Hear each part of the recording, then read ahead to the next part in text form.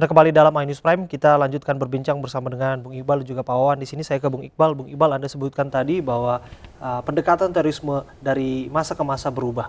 Bukan hanya pola hidup mereka yang metamorfosa, namun juga cara mereka untuk melakukan aksi-aksi teror. Yang terakhir kita lihat adalah melalui teror bom panci begitu. Dari mana mereka memperoleh keahlian ini? Karena pertanyaan kita, siapa mastermind-nya, siapa otak di belakangnya? Oke. Dari waktu ke waktu ya kita banyak belajar ya, banyak belajar. Kalau misalnya di stop di sini, kita lewat jalan lain. Kalau di jalan lain itu stop, kita lewat jalan yang lain lagi.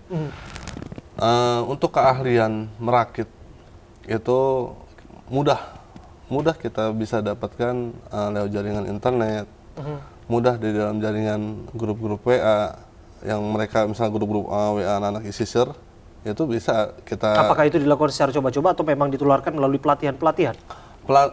Kalau ada beberapa bom yang bisa lewat otodidak, tapi juga ada beberapa yang mungkin dari middle sampai high itu harus dengan cara pelatihan.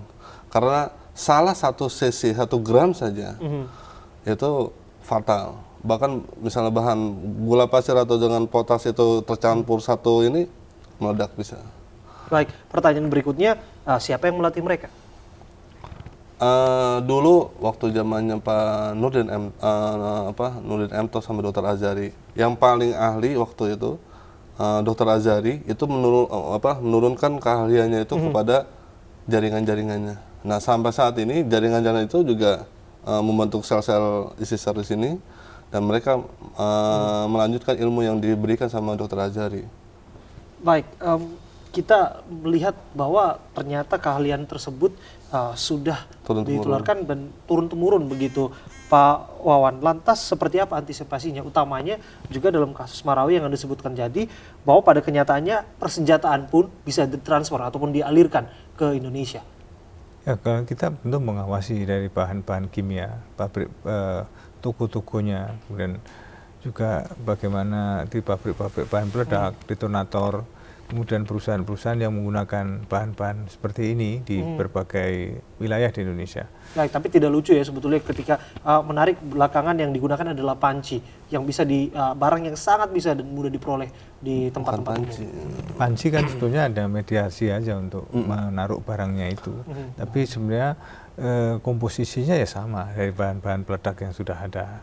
Tinggal campurannya ditambahi, termasuk tambah gotri, tambah paku, ataupun juga pecahan-pecahan yang melukai, itu kan tergantung dia.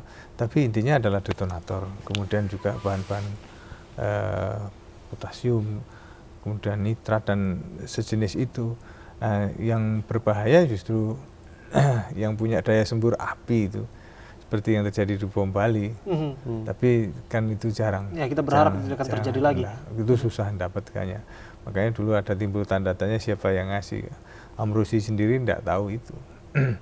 Ini menunjukkan bahwa mengapa sejumlah ahli kimia dari anak-anak kita yang teknik kimia banyak diburu. Sebetulnya kan dari sisi itu yang dia mau. Tapi kita memang akan berhadapan dalam tempo yang cukup lama. Dengan kesabaran tentunya, kita rangkul mereka. Baik. Kita saling merendah merangkul saja. Baik. Dan banyak ya yang berhubungan dengan saya, termasuk kelompoknya Pak Iqbal ini, ya, yang komunikasi dengan saya. Iqbal yang di Bandung apa Iqbal di mana?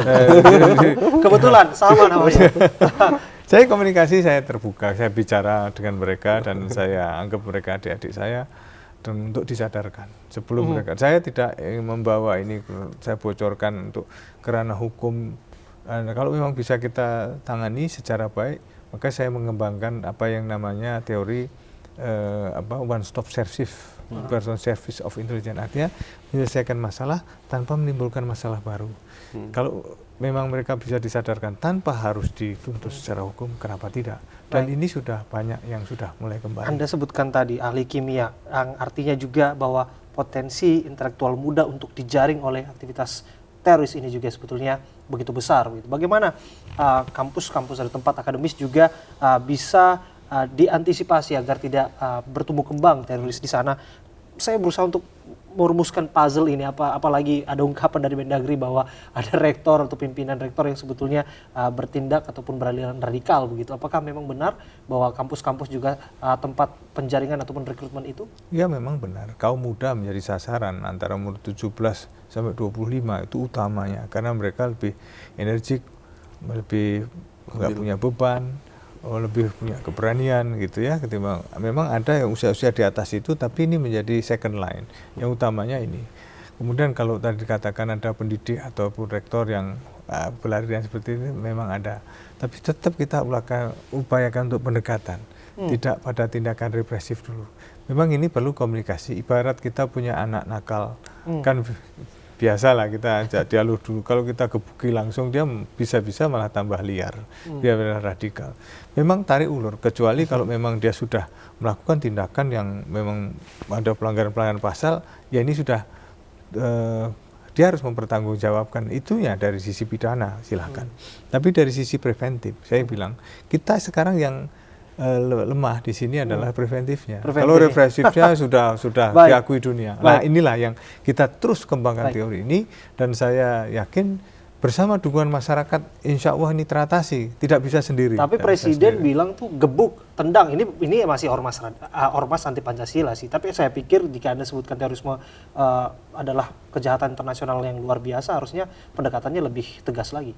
Loh, tidak ada masalah. Kalau dari sisi penindakan harus tegas. Karena dia sudah terbukti melakukan suatu tindak pidana, pembunuhan, pengeboman, ya itu soal kita bicara penguatan dari sisi preventif sebelum mereka itu melakukan sesuatu untuk dicegah. Kalau sudah terjadi ya silakan. Penindakan kan memang harus ada satu ketegasan. Baik, terima kasih Bapak-Bapak. Waktu kita sudah habis. Terima kasih Bung Iqbal, aktivis Islam sudah berbincang bersama kami. Terima kasih Pak Wawan Purwanto, Direktur Informasi Badan Intelijen Negara. Di penghujung perjumpaan kita, saya ingin menyampaikan kutipan yang menyampaikan bahwa ibu terorisme bukanlah agama, namun ketidakadilan yang sangat panjang, yang tidak terlawan, serta kesempitan berpikir manusia. Saya Abraham Silaban, undur diri. Terima kasih. Sampai jumpa. Terima kasih.